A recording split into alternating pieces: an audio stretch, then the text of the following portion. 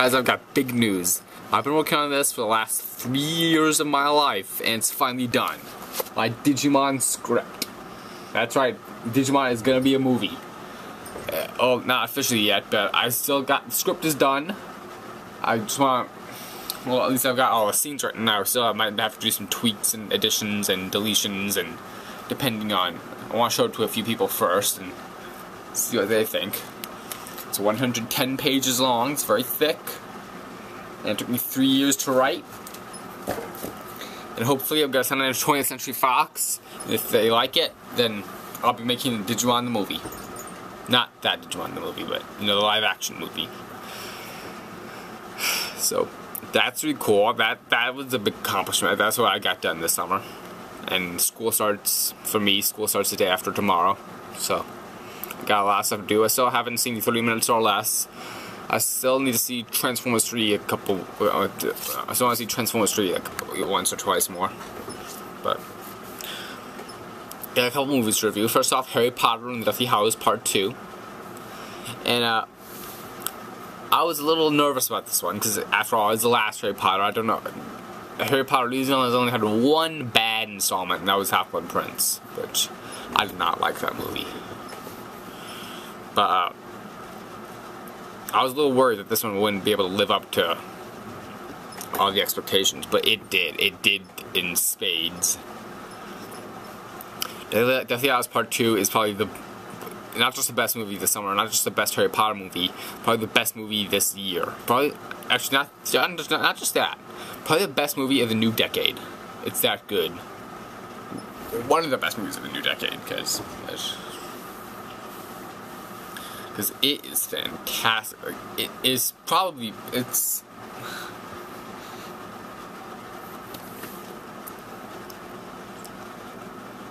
is so good. It is fantastic. It's very intense. Most of the movie is a big battle of Hogwarts, and they did a very, very amazing job of that. It's so intense, and it's just edge of your seat. And it's even got a lot of surprises in there for people who've read the books and people who know what's coming. Because I thought I totally knew all that was gonna go down in this movie, and I was wrong. And all the changes they made were really great, especially with I don't want to give it away, but for those of you who haven't seen the movie or read the books. But it's the same thing I said, kind of like along the same lines of that big change I made at the end of Half-Blood Prince that I really liked. But this was just such an amazing movie, and very, very emotional. I got really emotional on the screen. I cried a lot at this movie. I'm not afraid to admit that. I mean, because I think the acting was from Harry, Ron, and Hermione especially. It's what all the other movies have been building to. With all their acting and all the other movies have been building to this last movie. And I think they should all get Oscars. A lot of people in this movie should get Oscars, especially the bad guys, like with Alan Rickman and Ralph Fiennes. They especially did a great job. This probably has a shot at Best Picture, full 5 all the way. It's fantastic. And the other one I saw yesterday, you're probably gonna judge me that I paid money to see this, but it was Spy Kids 4, All the Time in the World.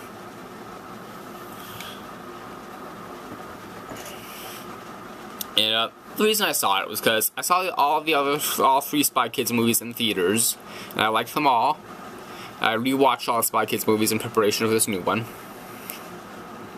This new one actually is not that bad. I'm honestly gonna say that. It's actually kind of cool. It's not as good as the first movie, but you can tell it's trying hard. It's really trying hard to be like the first movie. It's got a new generation of Spy Kids, and it's got Joel McHale and Jessica Alba. They're really good in it. You can't bother they were a married couple, which I liked. Joel McHale is always really fun to watch. The new kids were really good. They're pretty good actors. I hope they go somewhere. Especially, I like them a lot. They were entertaining and funny. And Ricky Gervais' talking dog, he stole the show. He was hilarious.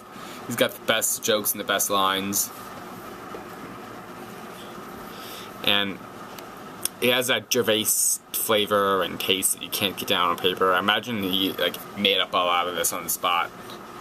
I'd love to see like bonus features on DVDs of like stuff, all stuff with Ricky Gervais. That would be funny. I imagine there are a lot of bloopers for this movie. And I'm probably not giving anything away here, but Carmen and Junie are back in this one. And that was probably the best part of the movie. It's so great seeing them again. It's a fun nostalgic trip. It's really cool to see them all grown up, especially Junie. Because if you recall in the other movies, Carmen was always towering over Junie, and now it's the vice versa. Junie's taller than Carmen now. Which is, I found really cool. It's so great seeing them back together again. And it was just, that was one of the highlights of the summer movie season for me. Even though it was so late in the summer. But this one tried. I have to say that. It wasn't a half-assed sellout like Shark Boy and Lava Girl was. But, yeah. It tried to be like the first movie. It didn't totally succeed, but it tried. And it's presented in 4D, which is basically, it's a 3D movie with a scratch and sniff card. I think they did this for Rugrats Go Wild. I recall seeing that movie, even though I remember nothing about it. It's a scratch and sniff card. Numbers appear on screen. You scratch it and smell it. They all smell the same to me. They all smell nice, except possibly the last number on this card. They all smell the same to me. Maybe my palate isn't as, my olfactory sense isn't as trained as yours. But I'd probably give this maybe a 3.5. Solid 3.5. It's a worth seeing movie. If you like Spy Kids, then you should probably see it. And if you want a good, fun family movie, it's a good family movie, actually. It's got a nice message, even if that message is mostly for adults. But, it's fun to check out. It's not one of the best of the summer, but it's still pretty good. In fact, I think the best of the summer, best top 5 would probably go, like, Fast 5, X-Men, Transformers 3, Cars 2, Harry Potter. And I wish I could put Kung Fu Panda 2 on there, because I really like that one, but so it was between Kung Fu Panda or X-Men, and X-Men was probably actually, they're both really good. I can't wait till all these movies come out on DVD and I can buy them all and relive the summer. Fringe 7 is out.